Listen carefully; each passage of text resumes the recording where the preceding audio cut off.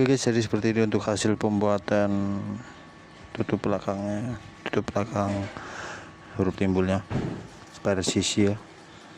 Ini sini nanti setelah kita membuat tutup belakangnya, lalu kita memasang lampunya. Untuk bagian dalamnya kita pasang lampu